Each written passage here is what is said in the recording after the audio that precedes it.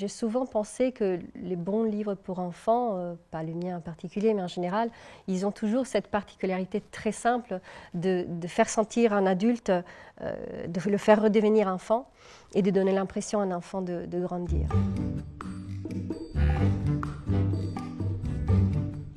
Bonjour Beatrice Alimania. Bonjour. On va parler de Un grand jour de rien particulièrement, mais pas seulement. Mais ça, cet album, tout particulièrement parce que il est paru en 2016 chez Albin Michel et il fait partie de la petite bibliothèque idéale jeunesse de Télérama dans la catégorie album univers d'artistes. Alors vous êtes en compagnie de Tommy Ungerer, de Charlotte Gasteau, d'Anaïs Brunet. Enfin, j'en dis pas plus, il faut aller voir sur le site de Télérama. Oui, en très bonne compagnie. Alors peut-être pour commencer, tout simplement, vous pourriez nous présenter en quelques mots Un grand jour de rien, cet album qui nous a tellement plu à Télérama. Écoutez, je suis touchée qu'il soit dans cette sélection parce que c'est l'un de mes livres les plus personnels, bien qu'en fait, au final, je fasse toujours des livres un peu, comme je dis, avec mes tripes, avec mon intérieur. Et je pense, comme tous les créateurs de livres illustrés, en fait, on part beaucoup de soi et de son intérieur. Ce livre-là en particulier, il a eu une très belle vie. Il continue d'en avoir une. Il a été énormément primé. Je pense que c'est mon livre le plus primé jusqu'à aujourd'hui. Il m'a permis de voyager beaucoup dans le monde et c'est un livre en fait qui partait d'un sentiment très personnel de cette idée d'être incapable de profiter de quelque chose comme le quotidien, comme ce qu'on a autour de nous, les petites choses de la nature, les merveilles du monde qui nous entoure et qu'on n'arrive pas à voir parce qu'on est trop pris dans nos écrans ou dans toute autre chose, pourquoi pas. Mais voilà, l'occasion, c'était ça. Et j'avais envie de le raconter par quelque chose de très sombre, donc cette journée immergée dans la pluie, par l'état d'esprit de ces garçons qui est étouffé par sa solitude et par le silence en fait, de sa mère qui finira par comprendre et même par accepter avec joie. Et le raconter au travers des images, donc, comme je disais, très sombres, mais aussi lumineuses, donc d'où l'usage du fluo dont on parlera peut-être tout à l'heure. Mais voilà, l'envie de parler de ça par des contrastes, donc le contraste de ce qui est technologique et de ce qui est purement naturel et très simple comme des champignons ou la pluie ou la terre simplement et son odeur. Et c'est marrant parce que la terre, je me faisais cette réflexion comme quoi pour moi, un bon livre pour enfants sent toujours un peu la terre, il est toujours un peu terreux, il est parfumé de quelque chose de naturel, en fait d'intime, de profond. Et j'ai l'impression que dans Un grand jour de rien, j'ai réussi un peu miraculeusement à rentrer dans quelque chose qui m'est très proche, comme cette solitude, cette capacité cette envie de vouloir en sortir et d'arriver à l'apprécier en fait à la fin. Il y a la solitude et puis aussi ce petit garçon qui va donc se retrouver dans cette maison où il est tout seul, il n'a que sa console de jeu en fait pour ne pas trop s'ennuyer et puis il va la perdre et donc d'un seul coup il va être lui-même perdu. En fait le sujet c'est ça aussi, c'est l'ennui et même presque le vide, ce petit garçon qui se retrouve face au vide. C'est très ambitieux en fait comme sujet de traiter ça en le proposant à des enfants en fait, cette question du vide. J'aime effectivement, je pense que ça vient d'une passion qui est en moi depuis toujours, c'est l'idée de ne pas rétrécir les arguments, les images à la taille de l'enfant. D'essayer toujours, je dis bien, de les porter vers le haut, vers le grand. Et aussi, un peu comme si je soufflais un peu des secrets d'adultes dans l'oreille d'un enfant. J'ai souvent pensé que les bons livres pour enfants, pas le mien en particulier, mais en général, ils ont toujours cette particularité très simple de faire sentir un adulte, de le faire redevenir enfant et de donner l'impression à un enfant de grandir. Donc j'ai un petit peu ça dans mon esprit, c'est parler des thèmes qui non pas inculquer de morale, mais partir d'un thème qui me touche en fait, qui me parle, qui m'habite et essayer de le donner par les images et par les mots aux petits, ou aux moins petits aussi. Hein. Oui. Oui, parce que c'est un album en fait transgénérationnel. Je pense qu'on peut le lire, effectivement, les petits, vraiment petits, peuvent commencer, on peut le lire avec des enfants. Ma fille, elle a aimé, elle avait 3 ans quand je lui ai lu, et je pense qu'en fait, on peut le transformer, le transporter selon les âges, l'interpréter à sa façon, mais c'est un peu le propre des livres, je pense, qui arrivent à parler à plusieurs tranches d'âge. Oui, c'est ça. Ouais. Oui, c'est ça, parce que je pense que les adultes, simplement nous, par exemple, à Télérama, journaliste Télérama, on est émerveillés devant un livre comme ça. On a parlé de l'ennui, on a parlé du vide. Il y a aussi un autre thème, et là aussi, ce n'est pas un thème forcément facile, c'est très bien évoqué en filigrane dans le livre, c'est la relation entre ce petit garçon et sa maman. Au départ, en fait, ils ne se parlent pas, ils sont chacun dans un coin de la maison. Lui, il est enfermé les yeux sur sa console. Et puis à la fin, en fait, il va retrouver une nouvelle relation avec sa mère, puisqu'il a perdu sa console, il a découvert tout ce qui peut être merveilleux dans la nature et à quel point c'est un espace de création formidable et un espace de richesse formidable. Mais aussi, avec sa mère, la relation, il découvre, enfin moi, il m'a semblé, le silence, c'est-à-dire qu'il peut y avoir une relation très forte sans forcément se parler. Voilà, encore une histoire de contraste en fait. Je pense que ça vient vraiment de ma personnalité. De toute façon, comme je vous disais tout à l'heure, quand on fait un travail intime, un travail de création, on part toujours de soi. Donc il est obligatoire en fait finalement de parler de ce qu'on est. Et je pense que cette histoire de contradiction, de pouvoir apprécier les contrastes est quelque chose qui m'intéresse, qui m'habite. Oui. Alors il y a quelque chose que j'ai remarqué, alors il y a cet album Un grand jour de rien, mais il y a aussi Le fabuleux désastre d'Harold Snipperpot, et puis le merveilleux Dodu velu petit. Il m'a semblé d'ailleurs d'une certaine manière que ça formait comme un triptyque. C'est vrai, et je suis tout à fait d'accord. Vous êtes d'accord avec ça? Oui. Oui, je les ai faits, alors pas en imaginant du premier au troisième, mais il y a un peu un discours qui les relie, en fait, un discours commun. Et c'est quel discours? C'est le passage de l'ombre à la lumière? Parce que, en fait, chacun commence dans une situation assez difficile pour l'enfant. Ouais. Il y a ça. Et puis, en fait, d'un seul coup, tout s'ouvre à la fin du livre. Il y a ça, mais il y a aussi beaucoup la découverte de soi, en fait, de l'appréciation de sa propre identité. J'aime beaucoup questionner, en fait, l'identité des enfants ou même des personnages dont je parle. Et j'aime beaucoup m'intéresser aux problématiques, en fait, d'un personnage et à sa façon de pouvoir contourner, sortir de cette difficulté-là. J'aime beaucoup aussi le fait de parler d'espoir, par exemple, de pouvoir raconter aux enfants qu'il y a des surprises, des surprises vitales et inattendues qui nous portent. Et puis j'aime aussi beaucoup m'intéresser un peu à ce que j'appelle moi les oubliés du bal, c'est-à-dire les petits gamins un petit peu soit rabougris dans leur coin, perdus dans leur console, soit sans copains comme dans Harold, ou bien qui se sentent de nullité comme dans Le merveilleux Dodu et le petit. J'aime bien parler de ces identités-là. Oui. Et alors, est-ce que vous diriez que finalement c'est par exemple la morale de l'histoire? Parce que c'est vrai qu'on a dans les préjugés sur la littérature jeunesse, que ce soit d'ailleurs les romans ou les albums, l'idée qu'on ferait passer une morale, un message aux enfants. Vous cherchez à leur dire quelque chose, mais me semble-t-il, ce n'est pas de l'ordre de la morale. Non, parce qu'en fait, l'idée de la morale ne me plaît pas du tout et ce n'est pas en fait mon intention.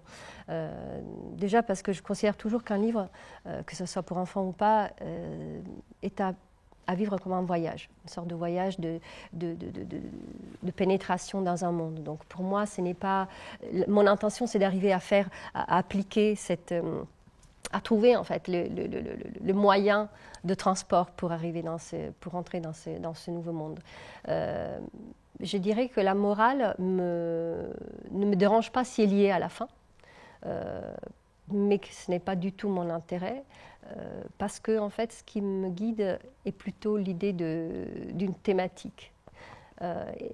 Effectivement, que le livre ne soit pas un produit et qu'il arrive à raconter quelque chose me plaît. ça me séduit, ça me touche. Je n'ai pas envie de faire des livres qui ne disent rien. J'ai envie de raconter quelque chose. Et souvent, ce qui me touche, ça finit peut-être pour être un peu moralistique, ou je ne sais pas comment dire, mais ce n'est pas du tout dans mon intention primaire, en fait. Oui. Loin de là. Alors, on comprend bien vos intentions, et il m'a semblé aussi que vous étiez très attentive à laisser de la place au lecteur. C'est-à-dire, il y a dans vos albums beaucoup d'espace, en fait, pour le lecteur. Beaucoup d'endroits où il peut trouver sa propre histoire, y mettre ses propres réflexions, ou ses propres sentiments, ou ses propres émotions. Ça me touche que vous disiez ça, parce que quand je me critique quelque chose, parmi les critiques que je me fais dans mon travail, c'est de dire trop de choses, de montrer trop de choses. Mais je me suis aperçue que quand je fais un livre, je redeviens vraiment comme un enfant. Et je suis cet enfant qui a envie de tout demander, de tout montrer, de tout dire, de tout savoir. Ah oui. Et je le montre en fait dans mes dessins. J'essaie de le montrer moins dans les paroles, parce que de toute façon c'est un dialogue, le récit est fait par les deux évidemment, mais je me reproche en fait d'arriver un peu avec du mal à laisser cet espace-là. Alors que ça m'intéresse beaucoup, le fait de dire moins de choses, de laisser plus la place à... Je crois que ça y est. Bon. Alors, on va parler un peu des dessins, parce que c'est vrai que maintenant on vous connaît bien, mais si par exemple il n'y avait pas marqué votre nom sur un album, je pense que quand on vous connaît, quand on vous apprécie, on vous reconnaît tout de suite. Il y a à l'évidence un regard, une touche. Et moi, j'aimerais bien parler d'une image en particulier dans Un grand jour de rien. C'est tout au début de l'album. Le petit garçon arrive avec sa mère dans cette maison de vacances. C'est sinistre parce qu'il pleut, il fait tout gris, etc. Et on voit, ils sont petits dans le décor très grand. Il y a la maison. Et cette maison... Elle est extraordinaire parce qu'elle donne l'impression d'être bricolée, d'être rapiécée. C'est une sorte de patchwork. Il y a un bout du toit qui est dessiné d'une certaine manière, un autre bout autrement, et avec des nouvelles matières, etc. C'est bancal, ça tient par magie. Alors comment vous travaillez ces images? Parce que c'est fait de beaucoup de choses, en fait, vos images. Oui, en effet, c'est souvent, c'est marrant que vous disiez qu'on me reconnaît, parce que moi j'ai un petit peu, j'ai dit souvent que je profite et je subis un peu une multitude de personnalités à l'intérieur de moi, et que ça s'exprime aussi par mon travail, et que parfois j'ai un peu le complexe de ne pas me ressembler vraiment entre mes livres, mais enfin, à part peut-être dans ce triptyque-là qui est effectivement très, très uni. J'aime beaucoup quand même, effectivement, exprimer cette diversité d'être, cette envie de changer, cette mouvance par une technique qui est très mixte, comme vous dites. Donc beaucoup de collages, et des couleurs qui se superposent, beaucoup de matières. J'aime beaucoup prolonger la vie des matières, rentrer, creuser encore une fois dans cette terre qui est pour moi la littérature. Et j'aime beaucoup, en fait, dans mes dessins, un petit peu... j'ai l'impression que j'ai un peu un geste qui est étranglé entre... deux urgences, je dirais. L'urgence du désordre et celle de l'ordre. Donc en fait, quand on regarde mes dessins, il y a toujours quelque chose qui est très construit dans la composition, mais qui est finalement détruit par ma façon de l'interpréter, donc par la technique, que j'aborde comme un enfant joyeux, qui se réinvente en fait à chaque fois un peu. Oui, donc en fait ça exprime d'une certaine manière les identités multiples que vous sentez en vous, dont vous nous parliez tout à l'heure. Oui, je pense qu'il y a de ça en fait. Il y a vraiment une envie de ne pas figer les choses, vous voyez, de ne pas me retrouver dans un seul style, je dirais, dans une seule apparence esthétique. Et vous cherchez en permanence, vous avez, j'en sais rien, des chemises comme ça où vous mettez, parce que pour les collages, pour des matières, ou mettre des images que vous pouvez découper, Oui, vous êtes en permanence à chercher Alors oui, je l'ai été. Là, je suis un peu moins dans le collage dernièrement, mais j'ai longuement eu des grands cahiers avec plein de têtes ou de fleurs, etc. Mais souvent aussi, j'aime beaucoup le fruit du hasard. Donc j'ai toujours adoré, par exemple, j'ai tout un tas de vieilles revues. Je découpe surtout à partir de très vieux journaux. J'ai beaucoup aimé l'idée toujours de trouver au hasard ce que j'ai cherché, de feuilleter et d'aller découper la tête qu'il me fallait à ce moment-là ou la main. Et c'est vrai que je peux passer par exemple sur mes livres des heures et des heures à chercher je dirais un reflet de verre que je peux coller sur une image. Oui. Oui, c'est un travail très minutieux, pas du tout moderne dans sa façon de faire, parce que justement je ne suis pas du tout dans les ordinateurs et dans les choses technologiques, mais qui est pour moi ma façon la plus honnête en fait de répondre à mes envies. Maintenant, vous disiez que vous changiez un peu, vous allez vers la peinture. Oui, oui, c'est vrai. J'ai commencé 2 projets de peinture. Alors, j'ai toujours essayé de porter dans les livres pour enfants, donc dans l'illustration, un peu le code de la peinture. Et là, j'ai tendance à faire le contraire. Après 20 ans dans le livre pour enfants, je me suis dit que je pouvais peut-être tenter d'aller vers la peinture en y ramenant des codes enfantins. Oui. Toujours cet ensemble, ce noyau en fait, qui pour moi se tient entre l'âge adulte et l'âge enfantin. Et j'ai toujours pas compris pourquoi on fait cette séparation, comme si on ne pouvait pas continuer d'être des enfants en étant adultes et qu'on ne pouvait pas être des adultes en étant très petits. Donc là, effectivement, je me suis mise à peindre et ces peintures deviendront des expositions. Une chez Art Factory à Paris et une autre dans un autre endroit que j'attends de dévoiler parce que c'est tellement bien que j'en suis moi-même étonnée. Et voilà, ça deviendra des livres et des expositions. Très bien. Et dès qu'aussi les choses s'ouvriront un peu, qu'on pourra ressortir avec ça, vivement. Oui. Vous faisiez allusion, peut-être en dire un mot, au petit personnage fluo que vous avez mis dans 2 des albums du triptyque, là, en Pantone orange et rose. Bon, ça on peut en parler rapidement, mais parce que d'ailleurs après, ce n'est pas spécialement quelque chose qu'on retrouve. Est-ce que là, il y avait chez vous l'envie de faire un éclat de lumière dans un ensemble plutôt sombre, donc ça va avec ce qu'on a dit? Oui, tout à fait. C'était cette idée d'illuminer le personnage, de faire voir aussi qu'il était porté, par exemple, dans Un grand jour de rien, qu'il était porté par quelque chose, en fait. Et d'ailleurs, le Pantone, il s'illumine de plus en plus dans le livre, et de créer cette